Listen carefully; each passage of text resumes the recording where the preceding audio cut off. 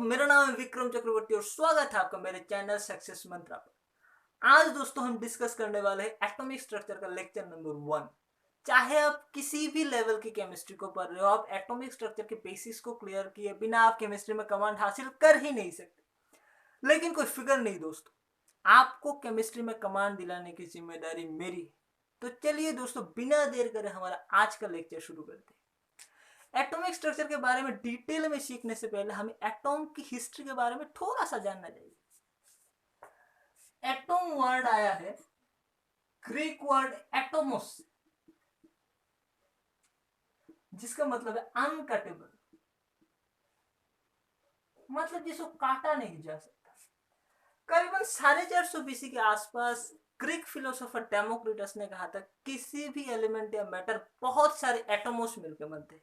मतलब किसी भी एलिमेंट या मैटर का स्मॉलेस्ट फंडामेंटल यूनिट एटोमोस होता है। फिर बहुत से थ्योरीज आए और गए, लेकिन हमें जो पहला रिकॉग्नाइज्ड थ्योरी मिला वो है ब्रिटिश साइंटिस्ट जॉन डाल्टन का मशहूर डाल्टन्स एटॉमिक थ्योरी मॉडल। तो चलिए दोस्तों, डाल्टन्स एटॉमिक थ्योरी मॉडल के बारे में डिटेल में जानते हैं। अब Dalton's atomic theory basically 3 pillars के ऊपर खड़ा हुआ है। वो है law of definite proportion, law of multiple proportion, law of conservation of mass. Law of definite proportion कहता है ए compound always contains exactly the same proportion of elements by mass. मतलब अगर आप किसी भी कंपाउंड को कंसीडर करते हैं, उनका जो कंस्टिट्यूएंट एलिमेंट्स है उनका मास रेशियो हमेशा सेम होगा। अगर आप वाटर को कंसीडर करते हैं तो वाटर में 16 ग्राम ऑक्सीजन 2 ग्राम हाइड्रोजन के साथ कंबाइन होके एक मॉलिक्यूल वाटर का बनता है। एक मॉलिक्यूल वाटर का बनता है, तो उनका मास रेशियो क्या होगा? Mass of oxygen is to mass of hydrogen हुआ 16:2, मतलब 8:1। अगर आप वाटर मॉलिक्यूल को कंसीडर करते हैं तो उनका मास रेशियो ऑक्सीजन और हाइड्रोजन का मास रेशियो हमेशा 8:1 ही होगा। लॉ ऑफ मल्टीपल प्रोपोर्शन कहता है कि whenever the same two element form more than one compound, the different masses of one element that combine with the same mass of other element are in the ratio of small whole number। चलिए इसको simplify करते हैं।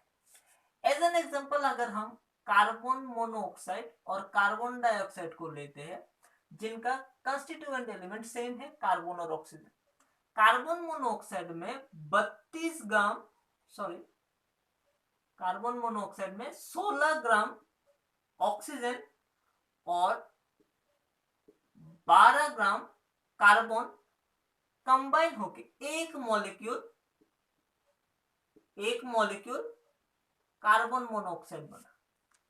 और carbon dioxide में 32 gram oxygen और 12 gram carbon combine होकर क्या बना?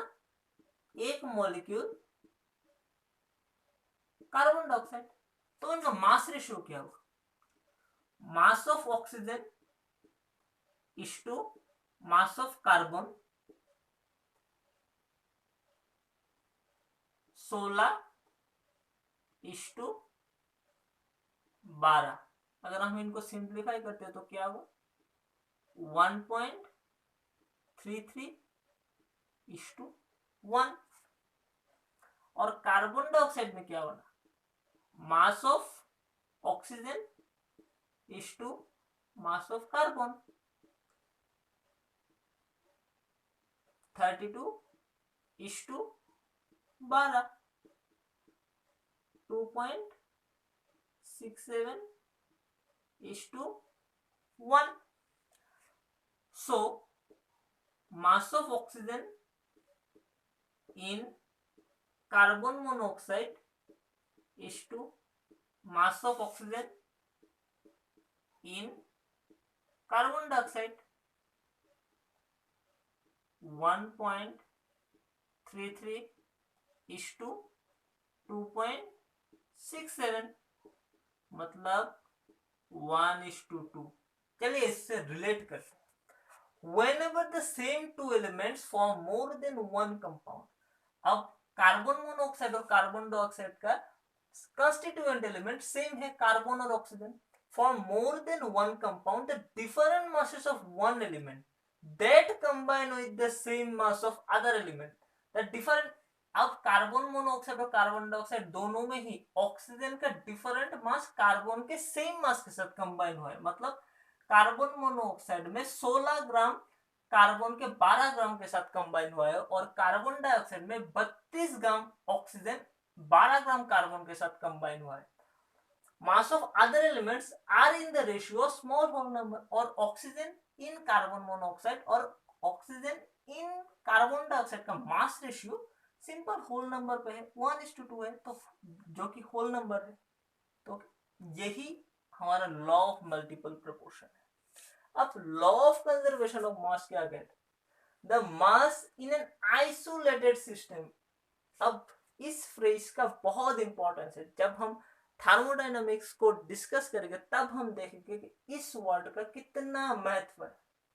अब सिर्फ आप इतना समझ लीजिए कि आइसोलेटेड सिस्टम मतलब ऐसा सिस्टम जो कि बाहर की दुनिया से अलग किया गया, मतलब ऐसा सिस्टम जो ऐसा सिस्टम है जिसको आप कह सकते हैं क्वारंटीन में रखा गया, एक ऐसा सिस्टम जिसको बाहर की दुनिया से बिल्कुल अलग किया गया, can neither be created nor be destroyed but can be transformed from one form to another. मतलब क्या है? मतलब आप किसी मास को ना तो क्रिएट कर सकते ना ही डिस्ट्रॉय कर सकते, सिर्फ आप मास को एक रूप से दूसरे रूप में कन्वर्ट कर सकते हैं. यही है हमारा law of conservation of mass. चलिए दोस्तों देखते हैं डाल्टन्स एटॉमिक थ्योरी के कुछ important postulates. Elements are composed of tiny indivisible particles called atom. जैसा कि हमने पहले भी पढ़ा था कि डेमोक्रिटस ने कहा था कि किसी भी एलिमेंट या मैटर बहुत सारे एटमोस मिलके बनते हैं, मतलब किसी भी एलिमेंट या मैटर का स्मॉलेस्ट फंडामेंटल यूनिट एटमोस होता है. तो डाल्टन ने भी ये कहा था कि elements are composed of tiny indivisible particles, मतलब जिसको फर्दर डिविजन पॉसिबल नहीं, कॉल्ड एटम. और दूसरा पोस्टुलेट क्या कहता है? दूसरा पोस्टुलेट कहता है कि atoms of same elements are alike in mass and size, मतलब किसी भी सेम एलिमेंट के जितने भी एटम्स होते हैं उनका मास और साइज बिल्कुल सेम होता है. अब तीसरा पोस्टुलेट कहता है कि atoms of different elements have different masses and size, मतलब अगर आप दो एलिमेंट को लेते हैं उनके जितने भी एटम्स होते हैं उनका मास और साइज एक दूसरे से बिल्कुल अलग होते हैं. अब चौथा पोस्टुलेट कहता है कि atoms always combine in simple whole number ratio. इसको एक एग्जांपल के सहारे हम समझे, मतलब अगर आप वाटर को कंसीडर करते हैं एज एन एग्जांपल, वाटर में number of hydrogen that combined to form the compound is to number of oxygen that combined to form the compound water is 2:1. अब number of hydrogen or number of oxygen that combine to form the molecule water is in the whole number ratio. यही इस postulate में कहा गया है 2:1. अब पांचवा postulate कहता है कि chemical reaction only rearrange how atoms are combined in chemical compounds. इस पोस्टुलेट में कहा गया है कि केमिकल रिएक्शन और कुछ भी नहीं, एटम्स का रीअरेंजमेंट. मतलब ऐसे ना एग्जांपल, अगर हम एग्जांपल को देखें तो NaCl sorry NaOH plus HCl NaCl plus water.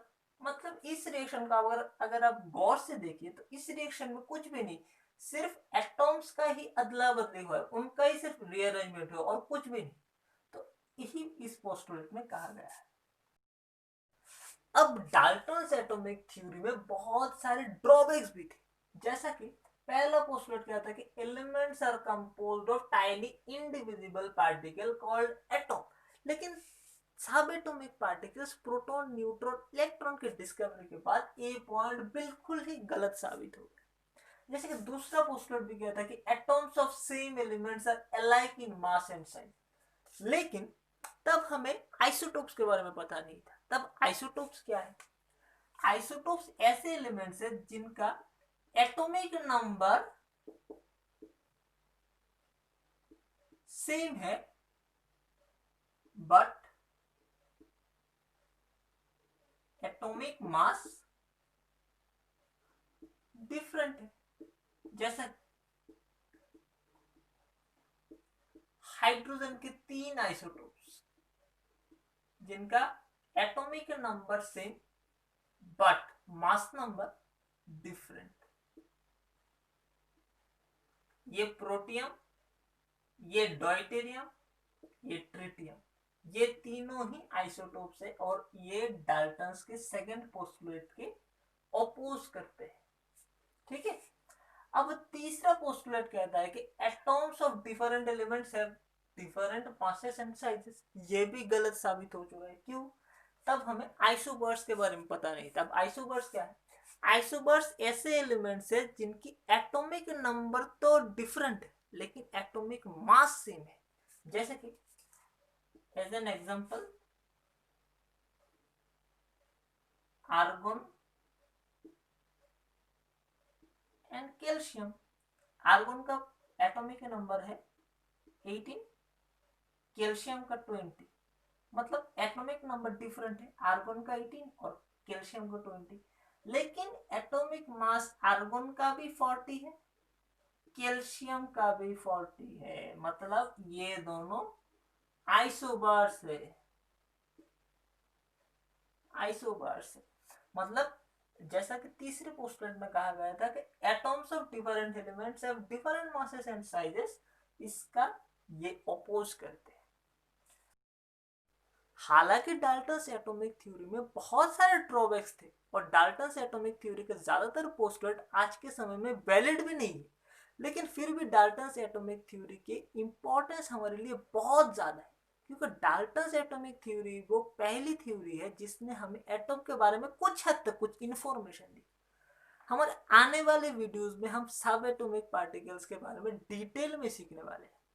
तब तक के लीजिए हमारे इस चैनल को सब्सक्राइब कर लीजिए, उसका साथ वाला बेल आइकन भी दबा दीजिए। तब तक आज के लिए थैंक यू।